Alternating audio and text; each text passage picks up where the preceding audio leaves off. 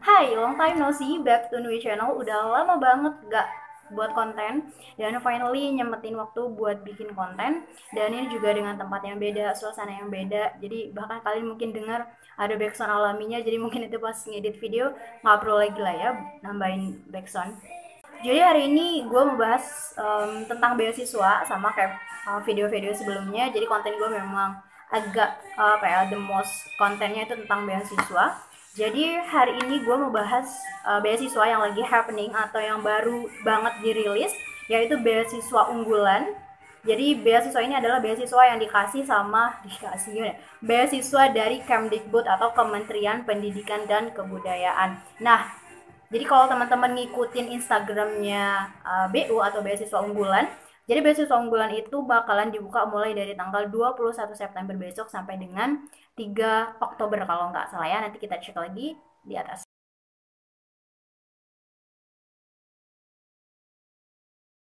Pertanyaannya siapa yang bisa ikut beasiswa unggulan ini? Jadi beruntungnya yang bisa ikut beasiswa unggulan ini adalah dari S1, S2, dan juga S3. Khususnya mungkin maba bertanya-tanya. Nah, maba itu dianjurkan banget, bukan dianjurkan ya, maksudnya bisa banget ikutan beasiswa unggulan ini. Nah, jadi buat kalian teman-teman maba khususnya yang bukan pemegang KIP atau kita sebutnya bidik misi, bisa banget cobain ikut beasiswa unggulan di tahun 2020 ini. Seperti yang udah gue bilang tadi, jadi beasiswa unggulan itu kan untuk S1, S2, ataupun S3.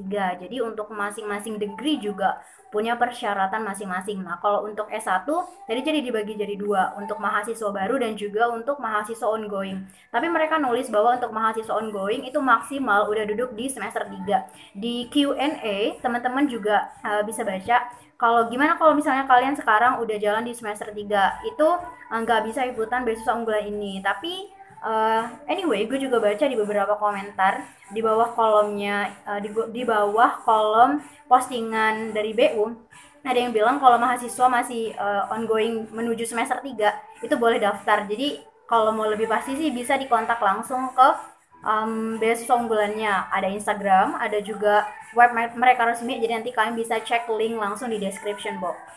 Yang teman-teman harus tahu juga, beasiswa unggulan ini cuma diperuntukkan untuk teman-teman yang pengen kuliah di dalam negeri. Jadi kalau kalian pengen kuliah ke luar negeri, itu belum bisa pakai beasiswa unggulan. Kalian bisa coba pakai beasiswa LPDP kayak gue misalnya, atau kalian coba Chevening, Fulbright, terus AIS, dan lain sebagainya. Dan untuk beasiswa ini juga kalau nggak salah ya, itu belum menyediakan double degree. Jadi teman-teman cuma bisa ambil single degree atau satu jurusan aja.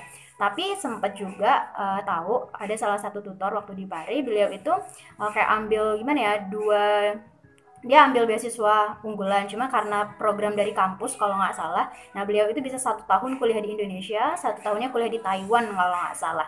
Jadi itu kayak ya kalian pinter-pinter aja kalau memang pengen dapet juga experience untuk kuliah di luar negeri lewat beasiswa unggulan, ya kalian harus cari linksnya sendiri sih. Dan teman-teman yang bisa ngikutin beasiswa unggulan itu adalah teman-teman yang udah punya kampus atau teman-teman yang udah diterima di suatu kampus, dan akreditasi kampusnya itu minimal B, jadi nggak boleh kurang dari B. Jadi kalau misalnya masih C dan lain-lain itu nggak boleh.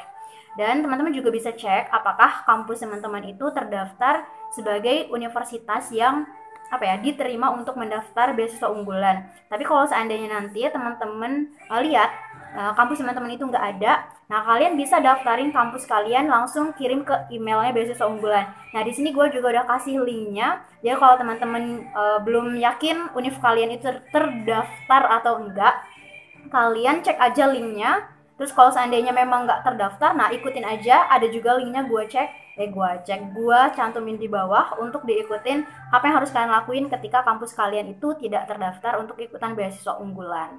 Yang teman-teman harus tahu juga, beasiswa unggulan ini cuma diperuntukkan untuk teman-teman yang pengen kuliah di dalam negeri. Jadi kalau kalian pengen kuliah ke luar negeri, itu belum bisa pakai beasiswa unggulan. Kalian bisa coba pakai beasiswa LPDP kayak gue misalnya, atau kalian coba Chevening, Fulbright, terus AIS, dan lain sebagainya. Dan untuk beasiswa ini juga kalau nggak salah ya, itu belum menyediakan double degree. Jadi teman-teman cuma bisa ambil single degree atau satu jurusan aja. Tapi sempat juga tahu ada salah satu tutor waktu di Pari, beliau itu kayak ambil gimana ya, dia ambil beasiswa unggulan, cuma karena program dari kampus kalau nggak salah. Nah, beliau itu bisa 1 tahun kuliah di Indonesia, 1 tahunnya kuliah di Taiwan kalau nggak salah. Jadi itu kayak ya kalian pintar-pintar aja kalau memang pengen dapet juga experience untuk kuliah di luar negeri lewat beasiswa unggulan, ya kalian harus cari linksnya sendiri sih. Untuk selanjutnya gue mau bahas tentang apa aja sih yang harus kalian penuhi atau syarat-syarat yang harus kalian upload ketika kalian pengen ikutan beasiswa unggulan ini. Jadi yang pertama, oh ya gue lupa mau jelasin dulu. Jadi untuk tahun ini tuh ada 3 jenis beasiswa yang ditawarin sama beasiswa unggulan sendiri. Yang pertama itu beasiswa khusus masyarakat atau khusus anak-anak yang punya prestasi baik itu tingkat nasional ataupun internasional. Tapi jangan khawatir untuk teman-teman yang cuma punya bukan cuma punya maksudnya punyanya sertifikat tingkat kabupaten atau kabupaten atau provinsi itu bisa banget karena mereka juga tulis di Q&A bahwa syarat minimal prestasinya itu minimal tingkat kabupaten. Jadi kalau kalian punya sertifikat tingkat kabupaten apalagi provinsi jangan ragu buat daftar beasiswa unggulan. Tapi di sini gue cuma akan fokus untuk yang S1 karena kalau untuk S2 dan S3 teman-teman bisa baca sendiri ya selanjutnya. Nanti mungkin gue bahas sedikit-sedikit. Nah, tapi lebih fokus untuk anak-anak yang S1 karena sekarang kan masih anak-anak baru pada masuk kan kuliah. Jadi kayaknya masih membutuhkan banget informasi tentang beasiswa unggulan. Yang pertama untuk anak-anak yang masih berada di strata 1 atau mahasiswa baru. Nah, usia maksimal teman-teman untuk bisa daftar beasiswa unggulan ini 22 tahun. Jadi kalau kalian ngerasa udah 23 tahun ya nggak perlu daftar. Karena secara administrasi teman-teman sudah tidak memenuhi kualifikasi. Yang kedua itu teman-teman harus sudah punya LOA. Jadi seperti yang gue bilang di awal, jadi beasiswa ini itu untuk anak-anak yang memang sudah keterima di suatu kampus. Jadi kalian harus melampirkan LOA. LOA itu apa ya? Surat tanda diterima di suatu kampus atau letter of acceptance gitu ya. Jadi nanti bakal ada keterangan kalian itu keterima di kampus mana, terus jurusannya apa. Nah, ini nih biasanya dikeluarkan oleh kampus di mana kita diterima. Kalau misalnya kampus teman-teman itu nggak mengeluarkan LOA, nah kalau khusus untuk mahasiswa baru, kalian bisa screenshot aja karena ini berdasarkan pengalaman adik gue yang tahun kemarin juga ikutan beasiswa unggulan tapi belum lolos, jadi gue lumayan ngerti sedikit-sedikit. Jadi untuk mahasiswa baru kalian cukup screenshot aja hasil SNMPTN kalian, hasil SBMPTN ataupun hasil mandiri kalian, intinya yang menunjukkan bahwa kalian itu diterima di suatu kampus. Nah ini udah bisa sebenarnya ini bukan LOA ya, tapi kayak lebih menunjukkan bahwa kalian tuh intinya sudah diterima di suatu kampus. Alangkah baiknya lagi kalau memang kampus teman-teman itu bisa mengeluarkan LOA. Itu biasanya dikeluarin sama universitas sih. Jadi kalian bisa tanya aja langsung ke bagian akademik, bisa nggak mengeluarkan LOA untuk kalian mahasiswa baru gitu. Nah, sedangkan kalau untuk mahasiswa ongoing, khususnya tadi ya yang maksimal semester 2 itu kalian LOA-nya itu diganti dengan surat tanda aktif kuliah. Jadi itu biasanya ngurusnya di bagian kemahasiswaan. Jadi kalian tanya aja ke bagian di bagian kemahasiswaan bisa atau enggak ngurus surat tanda aktif kuliah. Poin yang ketiga yaitu sertifikat bahasa Inggris. Jadi kalau misalnya teman-teman punya TOEFL atau IELTS ini sangat-sangat dianjurkan. Tapi kalau untuk mahasiswa baru ataupun S1 itu bukan sesuatu yang wajib untuk diupload. Tapi kalau untuk S2 atau S3 ini wajib banget. Kalau untuk bisa pakai IELTS, bisa pakai TOEFL. Kalau IELTS itu minimal 5,5 masih lumayan cukup bisa dijangkau lah. Kalau TOEFL dia cuma menerima TOEFL IBT dan juga TOEFL ITP. Jadi kalau teman-teman mau pakai TOEIC bukan sih bacanya, kayak gitulah ya. Itu nggak bisa. Intinya cuma yang diakui itu TOEFL dan IELTS. Kalau untuk mahasiswa baru atau S1 ini bukan suatu kewajiban, tapi kalau kalian bisa melampirkan ini, menurut gue sih bisa jadi nilai tambah tersendiri sih untuk poin keunggulan dari diri kalian. Tapi kalau nggak ada ya nggak apa-apa. Yang selanjutnya di sini kita bakalan bahas tentang dokumen apa aja yang harus teman-teman siapin untuk daftar beasiswa unggulan ini. Karena kan memang udah dibuka kan mulai besok ya tanggal 21 September. Jadi alangkah baiknya kalian mulai ngurus dari sekarang supaya nggak terlalu mepet. Karena takutnya kalau kalian daftarnya terlalu mepet, itu takutnya servernya down. Nah untuk yang pertama, dokumen yang harus kalian siapin itu adalah surat pernyataan. Nah surat pernyataan ini kalian bisa download formatnya di beasiswa unggulan. Jadi kalau ketika kalian nanti registrasi, ya nanti bakalan muncul format-format yang bisa kalian download. Dan anyway, kalau kalian daftarnya hari ini itu belum bisa karena memang belum dibuka, jadi bakalan keluar tulisan pendaftaran sudah ditutup. Jadi please agak sabar sedikit karena besok memang baru dibuka. Jadi silahkan nanti buat akun. Oh ya, jadi untuk tata cara pendaftaran sendiri itu udah ada skemanya, udah ada gambarnya kayak gini. Jadi kalian bisa ikutin alur pendaftarannya. Pokoknya intinya dicoba pelan-pelan, nggak sabar karena memang kalau mau dapat beasiswa itu agak rumit, tapi kalian pasti bisa. Dokumen yang kedua itu LOA. Seperti yang udah gue bilang tadi, LOA itu surat tanda bahwa kita sudah diterima di suatu universitas. Tadi yang udah gue bilang caranya gimana, boleh screenshot atau diganti dengan bukan diganti, kalau untuk yang sudah ongoing bisa pakai surat tanda aktif kuliah.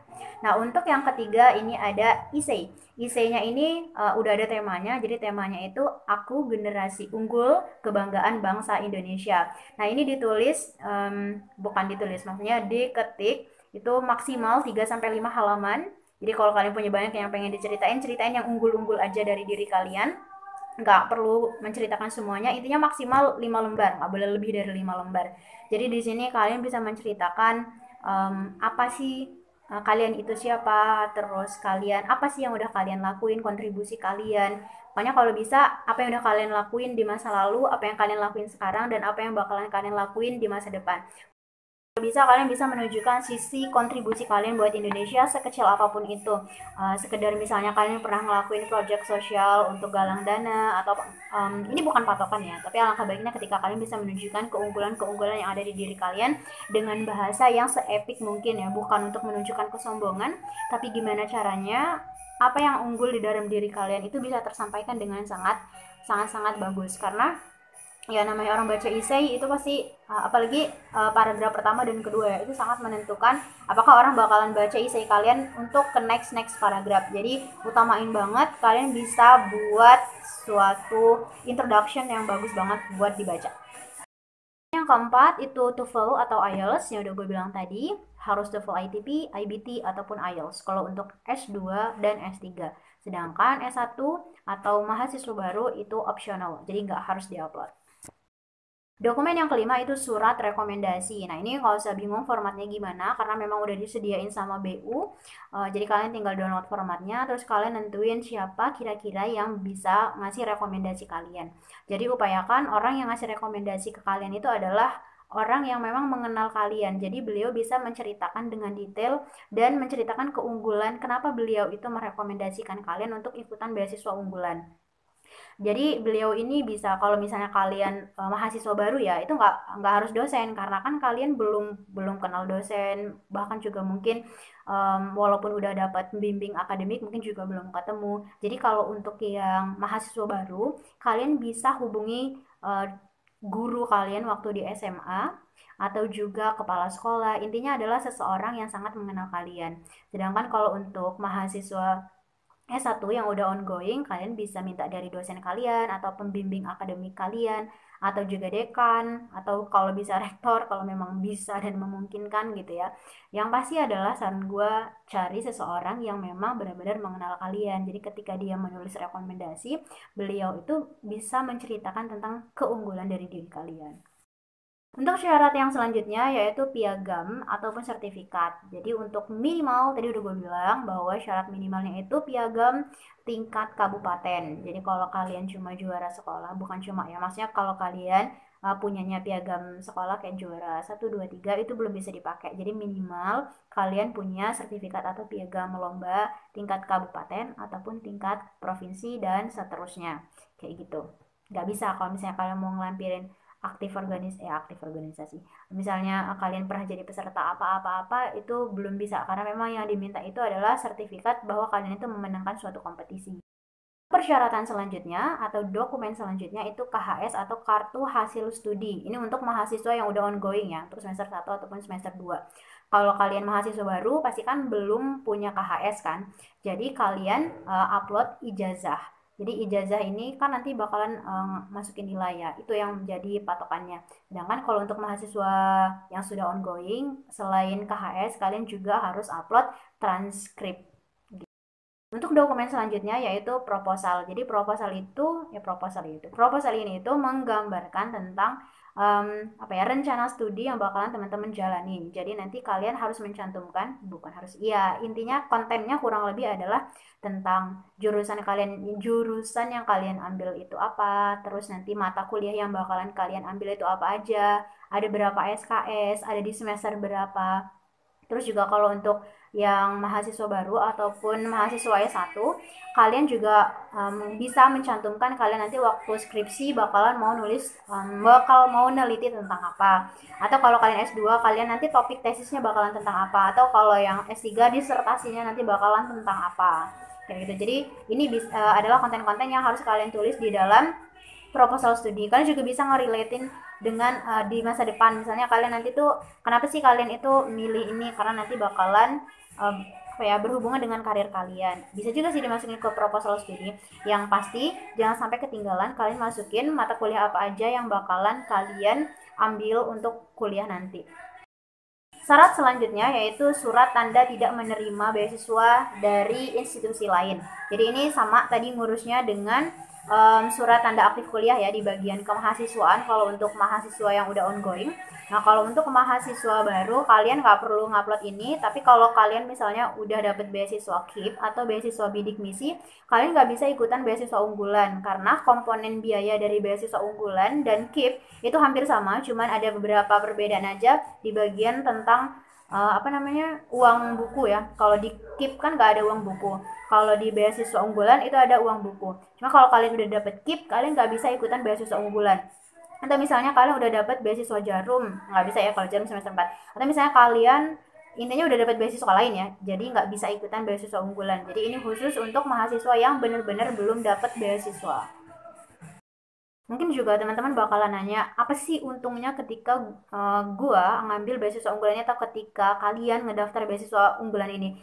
Keunggulannya benar-benar karena sesuai namanya ya, beasiswa unggulan. Jadi beasiswa ini nih menurut gue benar-benar unggul banget karena yang pertama ketika kalian dapat beasiswa unggulan, yang pertama uang kuliah tunggal atau SPP kalian selama 8 semester untuk S1 itu bakalan ditanggung. Kalau S2 berarti selama 4 tahun, S3 gitu juga ya.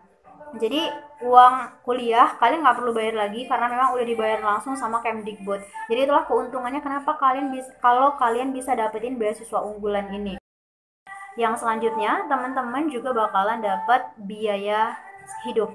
Jadi kayak setiap bulan itu kalau nggak salah ya itu 750.000 setiap bulan. Sebenarnya ini bergantung juga sama daerah sih. Kalau kalian kayak tinggalnya di Jakarta, kemungkinan besar nominalnya akan lebih besar. Ini gue belum terlalu cari lebih jauh yang tentang berapa nominalnya, tapi kalau yang informasi yang tahun lalu itu kurang lebih 750.000, bisa juga lebih ya, bergantung kebijakan setiap tahunnya. Untuk komponen biaya terakhir yang ditanggung oleh beasiswa unggulan itu adalah biaya buku. Nah, inilah keuntungannya ketika kalian dapat beasiswa unggulan. Udah kuliahnya kagak bayar, udah itu setiap bulannya dapat duit ya. Jadi kayak nggak perlu lagi, bener-bener nggak perlu lagi minta ke orang tua. Dan yang terakhir kalian bisa dapat uang buku. Jadi kayak kalau seandainya kalian memang sekarang orang tuanya mampu, apa salahnya nyoba beasiswa ini? Kalian bisa tabung uangnya, kalian bisa buka usaha nanti di masa depan. Jadi kayak nggak ada ruginya ketika kalian bisa dapetin beasiswa unggulan. Hal yang pengen gue ingetin, jadi yang ikut beasiswa unggulan ini itu bukan cuma anak-anak S1, jadi kalian bakalan bersaing sama mahasiswa baru, sama mahasiswa yang udah ongoing, sama mahasiswa S2 dan juga mahasiswa S3. Jadi memang benar-benar kompetitif banget, kuotanya juga nggak banyak-banyak amat. Jadi kalau kalian nggak benar-benar show up diri kalian dengan baik, ya kalian bakalan kalah. Dan oh ya, gue juga belum cerita. Jadi untuk tahapan seleksi dari beasiswa unggulan, kalau berdasarkan yang tahun kemarin ya, itu cuma ada 3 tahap sih. Tahap yang pertama itu tahap administrasi, jadi nanti tahap pengecekan atau verifikasi semua berkas yang teman-teman upload, apakah udah memenuhi persyaratan yang mereka minta. Kalau memang memenuhi, ya kalian bakal lolos ke tahap selanjutnya. Nah, tahap selanjutnya itu adalah tahap wawancara. Ini adalah tahap yang bener-bener kayak krusial banget, tahap dimana nentuin kalian tuh bakal lolos atau enggak. Jadi kalau tips dari gue pribadi ketika ngadepin wawancara beasiswa, yang pertama adalah kalian benar-benar harus bisa meyakinkan wawancara bahwa pewawancara kalau kalian tuh benar-benar memang pantas untuk dapetin beasiswa. Kenapa? ya kalian pikir aja kenapa sih perlu dilakuin wawancara, pasti kan untuk make sure bahwa kalian tuh bener-bener orang yang dicari sama mereka atau orang yang bener-bener pantas untuk dapetin beasiswa unggulan ini. Jadi ketika kalian memang bener-bener lolos ke tahap wawancara, gunain kesempatan ini sebaik mungkin. Dan tips dari gue adalah kalian harus menguasai jurusan yang kalian pilih atau jurusan yang kalian ambil. Kalian harus paham esai yang kalian tulis. Kalian harus paham tentang diri kalian lah intinya. Jadi ketika pewawancara nanya sama kalian, kalian bener-bener tahu apa yang harus kalian sampaikan ke beliau. Jadi apa ya, intinya adalah yakinkan pewawancara bahwa kalian itu benar-benar pantas untuk dapat beasiswa ini. Dan ya pengalaman tahun kemarin adik gue pribadi itu memang gak lolos di tahap wawancara, karena memang ya gitu ya, kalau wawancara itu subjektif dan objektif gitu ya. Jadi subjektifnya karena memang setiap wawancara pasti punya sudut pandang yang beda, jadi ya kita nggak bisa memaksakan itu karena kan pewawancaranya banyak, ada berapa meja, jadi nggak cuma satu pewawancara. Terus juga mereka pasti punya tolak ukur yang beda-beda, tapi ya pasti ada panduannya gitu. Jadi kalian benar-benar harus mastiin banget kalian udah menguasain wawancara sebelum kalian benar-benar wawancara, dapat jadwal wawancara di hari-hari itu. Tahap yang terakhir itu adalah tahap tanda tangan kontrak. Jadi setelah teman-teman udah dipastiin lolos di tahap wawancara, kalian bakalan tanda tangan kontrak. Jadi tanda tangan kontrak ini gue nggak tahu ya bentuknya kayak gimana karena gue nggak pernah dapet beasiswa unggulan. Tapi yang pasti intinya adalah kalian tanda tangan kontrak bahwa kalian itu akan menyelesaikan studi selama berapa lama dan lain sebagainya. Dan juga pasti ada ketentuan kalau kalian misalnya melanggar apa yang sudah ditetapkan, kalian harus mengganti dan lain sebagainya. Atau kalian misalnya ketahuan melakukan pembohongan dan lain sebagainya, ya itulah ya. Jadi ini adalah tahap terakhir. Kalau kalian udah tanda tangan kontrak, nanti ya udah bakalan selanjutnya itu tentang pencairan dana beasiswa dan lain sebagainya. Sebelum gue akhirin, gue pengen kasih tips and trick buat teman-teman supaya bisa lolos beasiswa. Ini cuma tips and trick dan semuanya itu depend on you. Jadi kayak bergantung sama diri kalian, sebesar apa kesungguhan kalian, sekerja keras apa kalian, dan ya apa ya, gimana kalian memang benar-benar pengen beasiswa ini atau memang cuma pengen coba-coba. Dan satu hal, beasiswa itu bukan suatu ya hal yang bisa dicoba-coba. Jadi apalagi kalau tingkat kompetisinya itu sebesar ini gitu ya, beda dengan KIP yang memang dari kalian zaman SD. Kalau memang kalian berasal dari keluarga yang memang prasejahtera, kalian udah pasti sampai kuliah nanti itu udah bakalan dapat beasiswa gitu. Jadi sedangkan untuk teman-teman yang bukan, yang di luar dari kriteria KIP, ya harus berjuang di beasiswa yang agak complicated kayak gini. Maksudnya yang kompetitifnya itu tinggi. Kalau gue pribadi waktu zaman kuliah gue ngambilnya PPA, peningkatan prestasi akademik. Nah, ada banyak. Nah, kalau kalian penasaran ada beasiswa apa aja sih ketika S1, kalian bisa cek 10 beasiswa untuk S1 yang udah gue upload sebelumnya. Cek aja linknya di atas. Untuk tips yang pertama, kalian pahami persyaratan yang diminta sama beasiswa unggulan. Jadi kalian cek lagi dokumen apa aja yang harus disiapin. Terus kalian benar-benar harus paham tata caranya gimana. Jadi ketika kalian nanti ngupload dokumen, jangan sampai lupa di submit, karena ada beberapa orang yang dia memang sebenarnya bagus prestasinya, tapi tahap administrasi aja nggak lolos. Gimana dia mau lolos, ternyata dia lupa nge-submit dokumennya. Jadi jangan sampai submit itu sama dengan simpan ya teman-teman. Jadi jangan sampai ketika kalian udah ngupload semua berkas tapi kalian lupa nge-submit atau lupa ngesimpan aplikasi yang udah kalian kirim. Jadi yang udah kalian upload. Jadi benar-benar harus kalian submit dan juga simpan. Ini kalau kalian udah benar-benar yakin. Kalau kalian belum benar-benar yakin, kalian cukup upload aja dulu. Nanti kalau emang udah yakin, kalian baru submit. Karena kalau udah kalian klik submit atau simpan, itu aplikasi atau beasiswa apapun itu udah nggak bisa dirubah lagi datanya. Jadi make sure kalian udah yakin dulu sama beasiswa yang kalian upload, baru kalian submit. Untuk tips yang kedua yang menurut gua manjur adalah cari atau dengerin berbagai cerita dari orang lain. Jadi kayak jangan males berguru. Dan tapi yang paling penting adalah jangan males baca sih.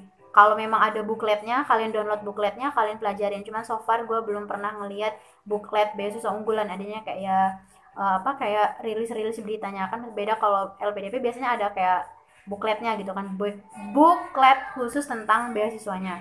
Tapi informasinya ada kok di webnya. Jadi kalian bisa langsung aja klik link yang udah gue tulis di description box, terus kalian baca persyaratannya apa aja dan lain sebagainya. Kalian benar-benar harus paham, harus mau baca. Kalau memang kalian benar-benar malas baca, kalian make sure diri kalian mau mendengarkan orang lain. Kayak terutama dari orang yang benar-benar lulus beasiswa unggulan. Tanya sama mereka, kenapa mereka bisa lolos. terus tanya esainya kayak gimana, proposalnya gimana, wawancaranya gimana sih kak. Jadi kayak jangan males nanya, terus jangan males belajar, harus berani. Apalagi kalian kan udah masuk ke universitas ya, khusus yang mahasiswa baru, jadi kalian tuh harus berpikir kreatif. Dan satu lagi, gue punya cerita. Jadi kalau untuk beasiswa, jangan harap temen kalian itu akan ngasih tahu kalian informasi tentang beasiswa yang lagi buka. Jadi apa ya, kayak rajinlah membuka web kemahasiswaan, karena biasanya semua informasi beasiswa itu ada di webnya ke bagian kemahasiswaan dari fakultas kalian. Jarang banget teman-teman kita yang mau ngasih tahu ketika ada beasiswa bukaan. Kenapa? Karena mereka juga pengen dapat beasiswa, jadi mereka mengurangi kompetisi. Jadi kalau untuk soal beasiswa atau soal uang, kalian harus kreatif sendiri sih ketika kalian kuliah. Jangan nunggu, karena itu impossible. Ada, tapi mungkin 1001. Dikit banget lah ya yang benar-benar mau ngajak temennya untuk ayo daftar beasiswa. No, kayak yang itu tuh hal secret yang mereka harus jaga. Mungkin ini cuma pendapat gue pribadi sih. Jadi kayak kalau memang kalian punya informasinya, why not, kenapa nggak kalian sebar gitu. Jadi cuma ini yang bisa gue sampein. Gue mau bilang terima kasih banyak udah ngikutin video ini, dan semoga berhasil. Gue juga di akhir kata gue mau bilang kalau mungkin ada salah informasi, ada salah kata, gue mau bilang mohon maaf banget. Mungkin ini keterbatasan gue. Jadi teman-teman, untuk lebih make sure lagi, kalian harus cek webnya langsung. Dan kalau memang ada pembaharuan, gue usahain banget nanti bakalan gue rilis di description boxnya, di description box gue maksudnya. Jadi nanti bakalan gue tulis di sana, link-link juga udah gue tulis di sana, jadi langsung aja kalian cek.